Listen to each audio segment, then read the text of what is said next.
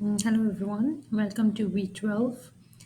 So in week 12, we'll be covering a topic which is related to embedding SQL in program code.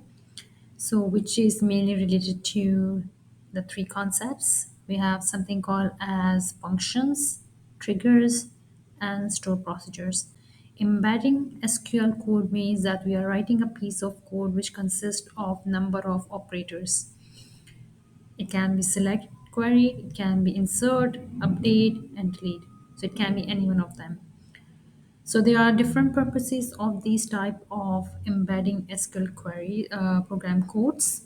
So we are looking at in this week related the topic which is related to functions, store processes, and triggers. So in this week, you are required to first of all solve your exercise 12 and then the lab 10. We do not have the actual lecture into it because the lab 10 itself consists of a handout notes which I will have explained during the class to other sets, and I will be doing the same for you also during this session. So first of all, I will start with the explanation of the week 12 exercise. So if we open the exercise 12,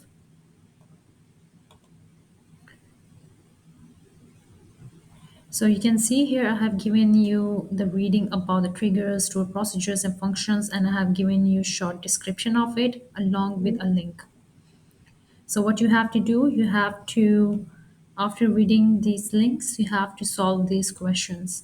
And these questions you will be able to solve after this session also. So for example, what is the key differences between the store procedures, functions, before and after triggers? You have to provide a scenario and you have two MCQs to solve based on your understanding.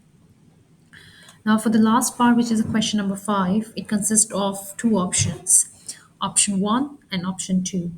For the option 1, I have recommended to go ahead with this certification because you already have completed all the SQL. This is the last session for us in SQL, and we'll be doing week 13 and 14, which is related to Power BI and NoSQL.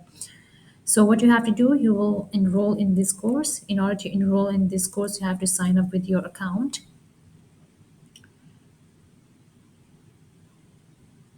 So I'm trying to access through my account now.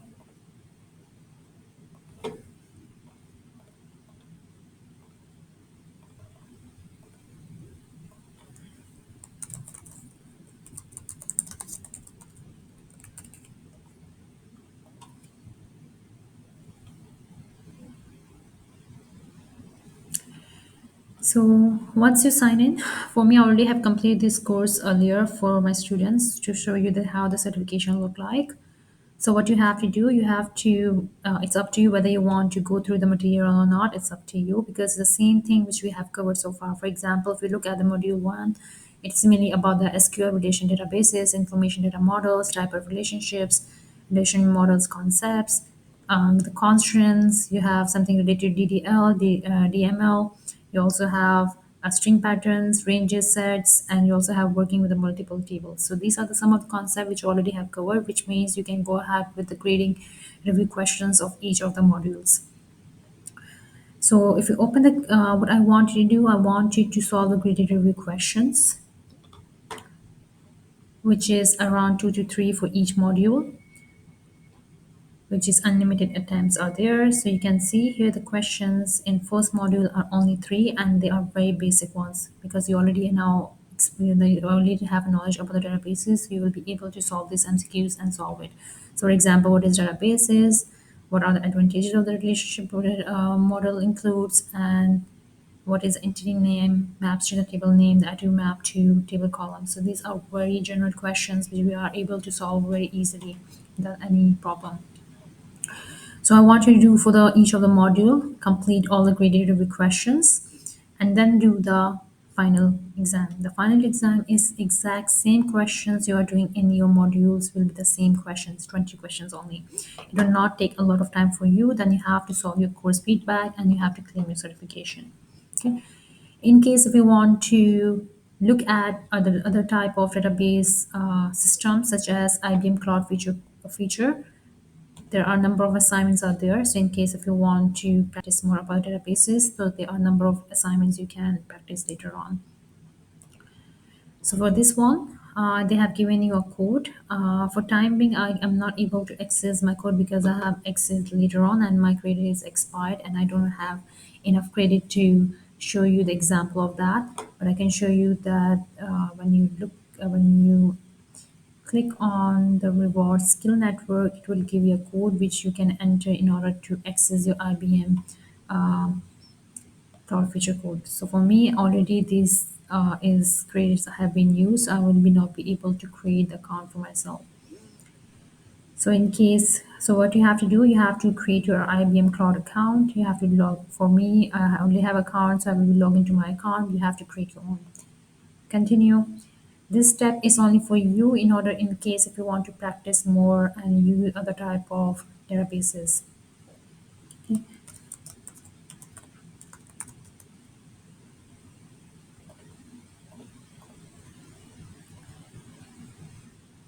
So I have logged into my system now.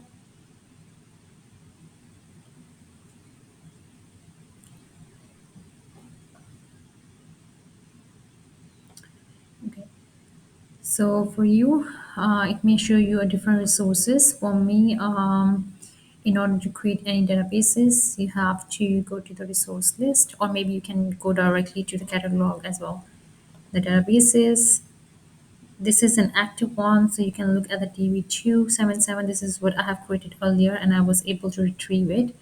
So in case if you want to look at the previous resource list, so this is what I have used. Go to UI. Okay, so as I mentioned earlier that I'm not able to access because my credit has been expired. But for you guys, you can start over with the user interface and you will be able to create your databases as well. In case if you want to use a different type of databases, you can also create them. Actually, this is not part of your courses. I'm just giving you some more examples in order to test in case if you want to. So that's why I don't have credit to access this software because it's paid.